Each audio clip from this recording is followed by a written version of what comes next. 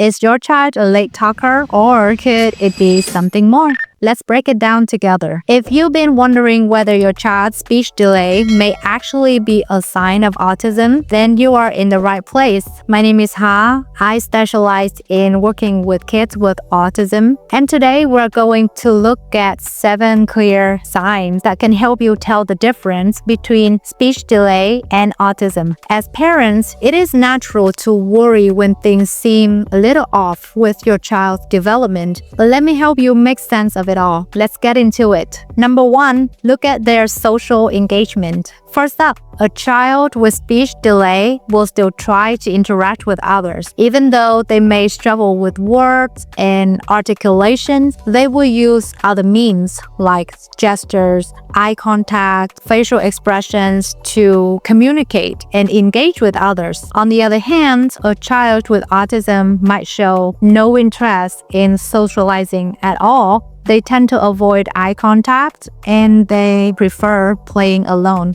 Number 2, nonverbal communication. Children with speech delay often show strong nonverbal communication skills. They will point to objects, will use gestures, they will frown when they're upset or smile or laugh when they're happy. They show different facial expressions. Their desire to communicate is clear and they tend to have good eye contact. But a child with autism, not so much. They may not even try to look at others or to convey their need or feelings. Number 3, eye contact. When it comes to eye contact, children with speech delay can initiate and maintain eye contact pretty consistently, especially with their caregivers. However, a child with autism might avoid eye contact altogether. If your child avoids looking at you or other people during play or interactions, it could be a red flag for autism. Number 4, repetitive behaviors. Children with speech delay may do things like stacking blocks in specific order, but it's not to the extreme. If you mess up their order, they probably won't get upset. Young kids in general engage in repetitive behaviors often, such as spinning in circles, running back and forth, clapping their hands, but they grow out of it at some point. Kids with autism often engage in repetitive behaviors like hand flapping. They get fixated on one toy or one part of a toy, and these behaviors, if not addressed, will become more severe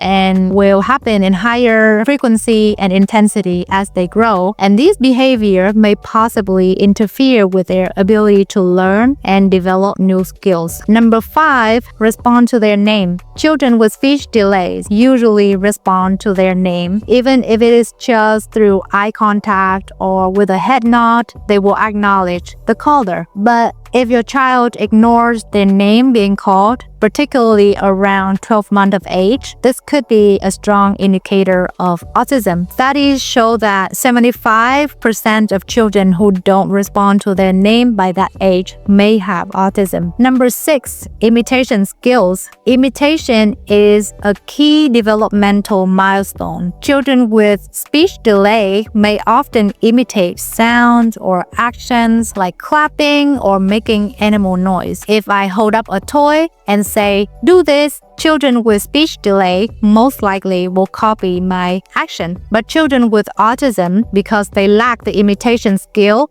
they might not imitate at all, even for simple gestures like waving. And this lack of imitation skill is a big difference, you will see. Number 7, play skills. Finally, play. Kids with speech delays still show interest in pretend play, parallel play, interactive play. They will also pretend to do things like to cook, drive a car, but children with autism often engage in repetitive, non-functional way of play. For example, if they have several cars, they may line up the toy cars instead of trying to drive them, or just focus on one part of a car like the steering wheel or the tires instead of playing with the car functionally. You made it to the end, and I'm so glad you are here. If you've noticed any of these signs in your child, it might be time to seek professional screening. It is better to act sooner than later, and trust me, it could make all the difference. My name is Ha, and I am a board-certified behavior analyst. I am here to help you understand your child better and guide you every step of the way. If you found this video helpful, hit the subscribe button. I'll be back next week with more content to support you and your child. See you soon.